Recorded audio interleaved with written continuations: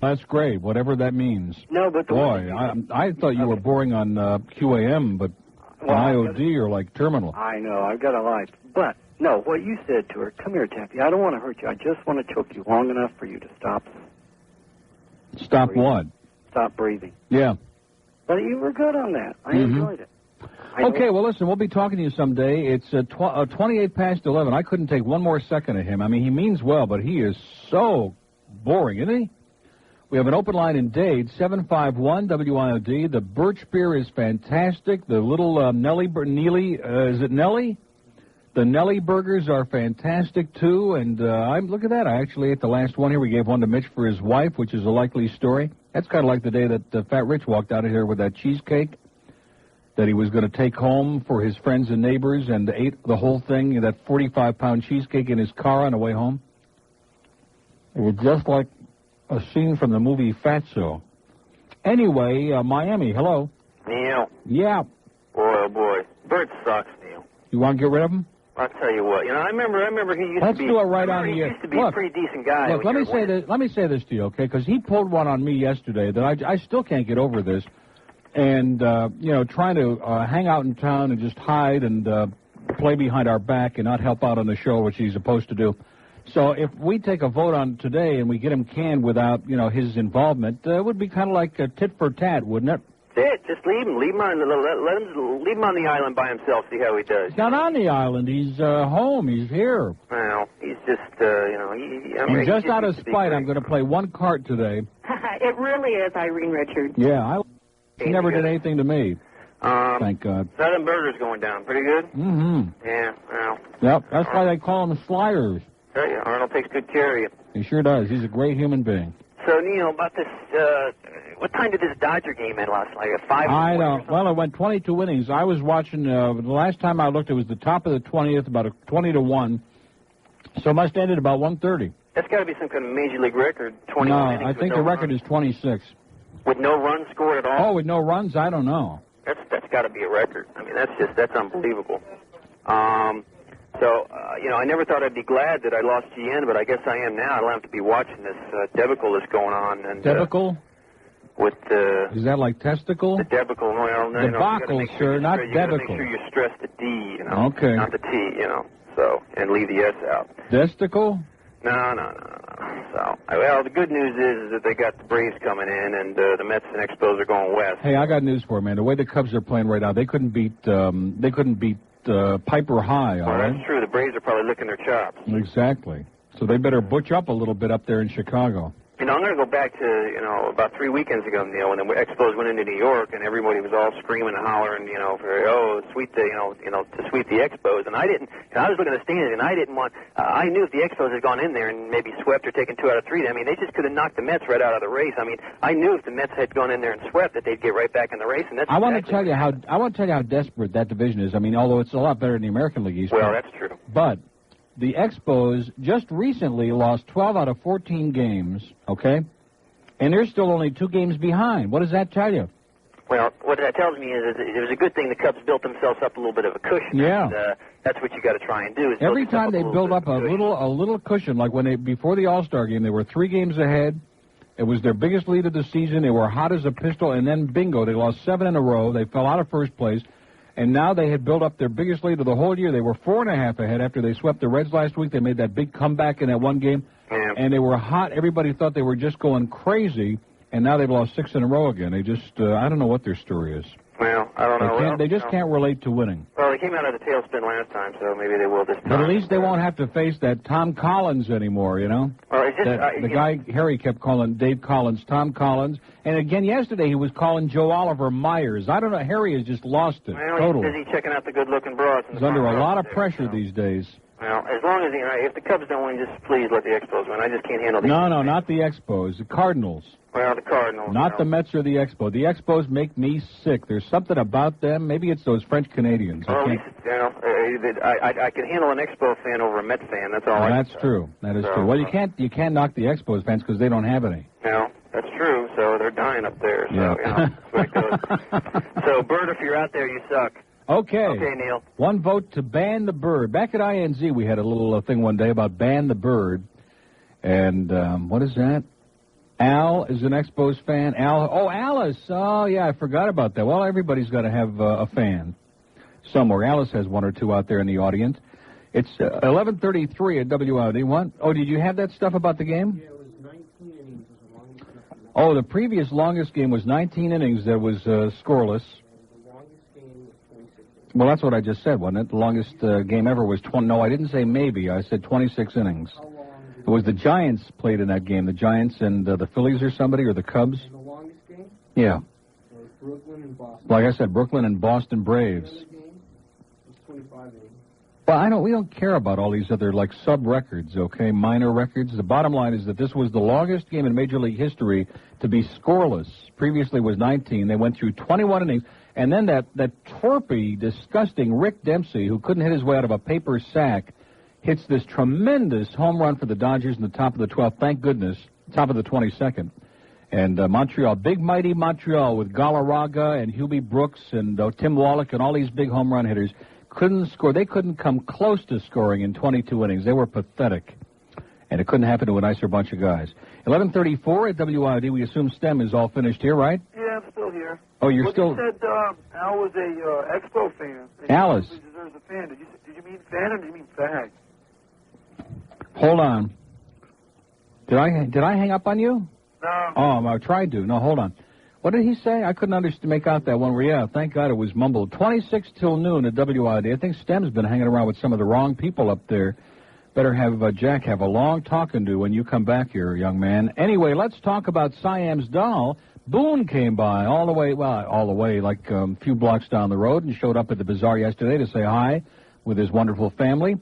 And everybody's raving to me. In fact, some of the management people from the bazaar were telling me yesterday about how they become groupies of Siam's doll. And they go up there for lunch and dinner all the time now because it just is sensational. I mean, Thai food at its very, very best. Great steaks and seafood and delicious appetizers. And whatever you do, maybe you're not a big soup eater like I am. I very rarely can start a dinner without soup. But to try any of their great soups, like the hot and sour soup or that coconut milk or the birds of life.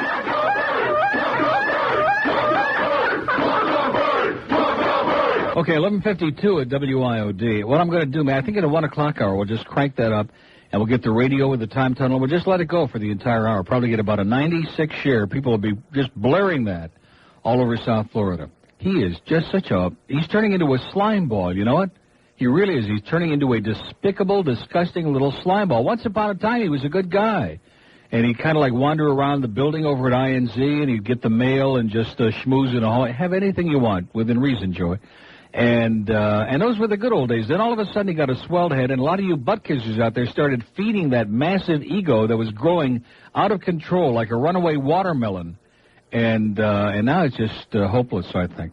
Pembroke Pines, hello. Hello, Neil. Yes. How are you doing? Great. Good. I heard you mentioning that about Alex Bennett. I want to see how good your memory is. A couple of years ago, I walked in at Fuddruckers and sat down and basically accosted you for lunch. Oh, yeah, and I was on my way to the hospital to visit my friend who was dying, and I just never forget that. Yeah, I was just not in the mood to talk to anybody, and you just, that's okay. I don't want to make you feel bad.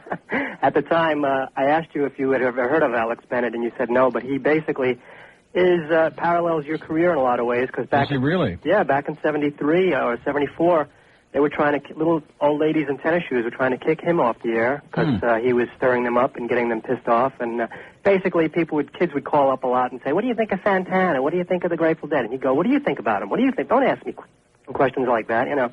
So he's good. Yeah, that sounds pretty exciting. Yeah, yeah. Well, basically, that's what he got. A lot of pinheads back then in the early 70s. So he's basically left-wing subversive, and he'll do a good show. Great. Well, I'm glad you say so. Oh, yeah. We'll enjoy him. You think he needs the bird here with him? No. Definitely not, huh? No. Mm-hmm. Well, maybe we ought to have the bird stay home next week. Yeah, I think so. Or let him join you. No way, Jose. Like I said, I think he needs him here just to show him the ropes. Yeah, maybe so. Okay, have a great life. Okay, 11:54 at WIOD. We have an open line in Broward. If you move real fast now, at 524 WIOD. So Alice is going to England to visit the Queens, huh? Let's go to Miami. Hello. Hello? Yes. Neil. Uh-huh. Hi, this is Roberta. I was out at the bazaar yesterday. How you doing, Roberta? Good, how are you? Great. I think I signed a picture for you, didn't I?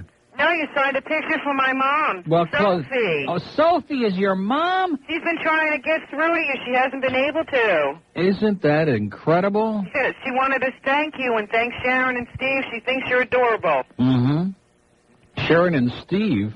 Mm-hmm. What does Steve have to do with yesterday's show? She thought he was adorable, too. Steve wasn't there. Oh, but he's just adorable in general. Yeah. Okay, well, that's Sophie, boy. She's got a great sense of humor. She's listening, too. Well, of course. She wants to audition for the Birds job. No thanks. But tell her it was a real pleasure. It was a real treat for all of us. She was the hit of the party. Thanks. Okay, Roberta. You have a good day. You too. Thanks. Bye. 11:56 at WIOD. We have an open line in Dade now. Let's keep those lines going at least till lunchtime, okay? 751 WIOD. Pompano, hello.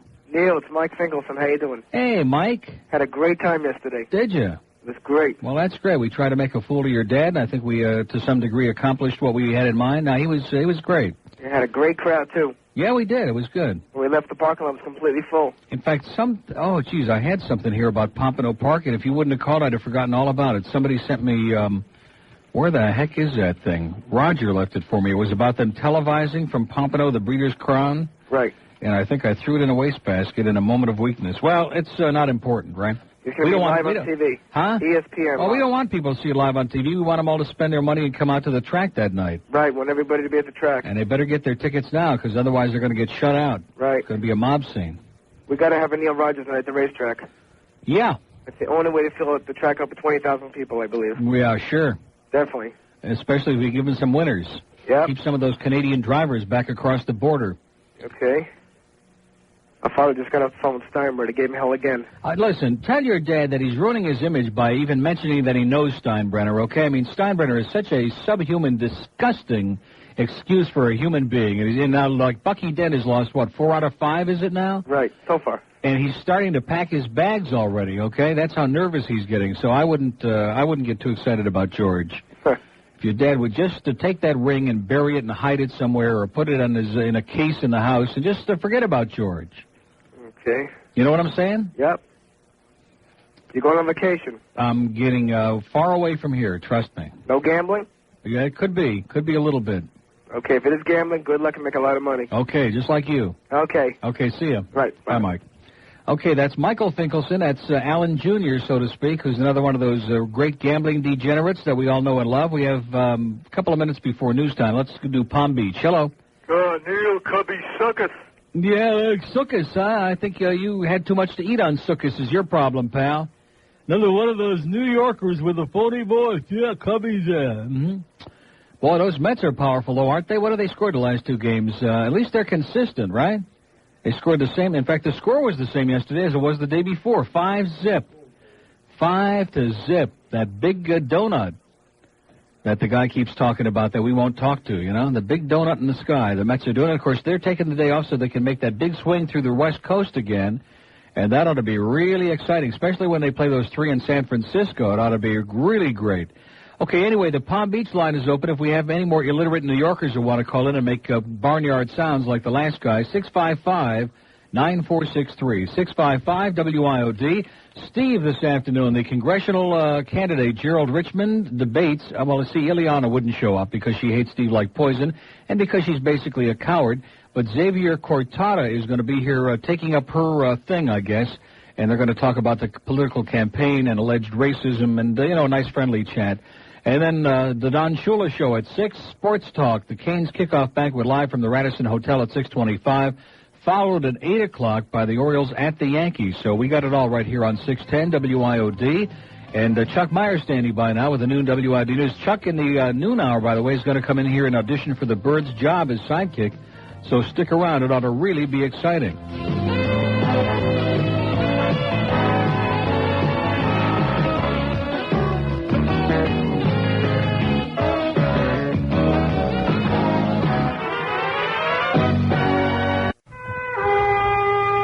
I'm going to the ice cream store about 8:30 for a little piece up there. That's it, sir. That's all you get. Hey, that's great. You know, these Jewish people get all upset with me. Maya and I, we were very tight. We used to come over every once in a while. We'd talk about the bank, you know. But I don't know where that money disappeared. $1 billion here, $1 billion there. These nitpickers, you know, always looking to pin something on us. The Inquisition, the Holocaust, you know, so few people got killed. You know, life isn't perfect. Look at us. Look at the kind of austere existence we got to live. Like the Archbishop tonight. I'm the first guy he's sleeping with in 6 weeks already. It's unbelievable.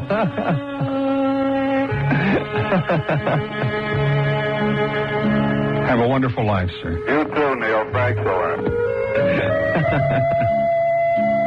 Little kids are running around, can't get them out of my hair. These altar boys with the blonde hair, the blue eyes. After a while, they all look the same. But this Brian, you know, at the ice cream stand, sounds like it could be something interesting. Almost as interesting as the Ernie Sochin show. I used to listen on the weekend. All those Jews calling in. Troublemakers, you know, they won't leave well enough alone. They gotta bring up the past, rehash, heavenly hash. They never leave it alone. But Myra and I, we're gonna sit down at the table and lay the cards on the table. Taking care of his dog, you know, he had this little dog. He used to walk the beach. He's so cute. Jewish dog, circumcised. All the altar boys they bring me, they all must be Jewish. That's just absolutely disgraceful. That's blasphemous. That's right. But, you can't do that. In case you didn't know. Don Ciccio is going to be there with the Archbishop.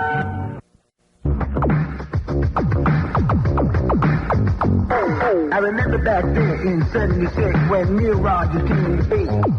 Now this here town was still considered distinct when he started on KAT. Now Neil started talking about the likes of which that nobody heard before. And for 1 year straight he screamed and yelled and he gave this town what for.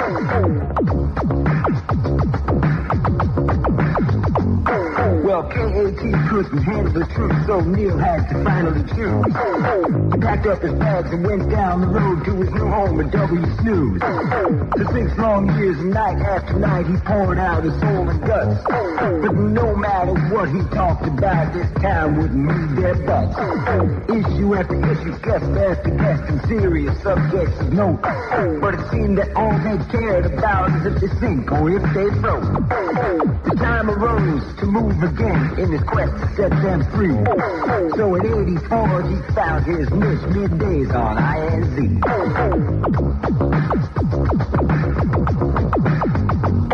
He tried for a while to do his thing, but again to no avail. So he started having fun and caught a bird to tackle and get the mail. Some thin-skinned folks who thought they ruled started trouble for what they heard. But a full night share of the audience showed us all the thing absurd.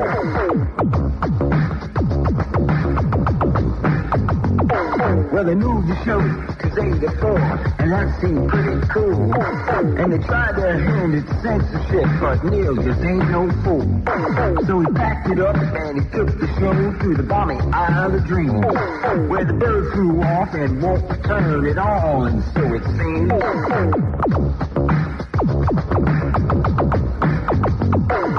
14 years have come and gone with lots of changes on the way.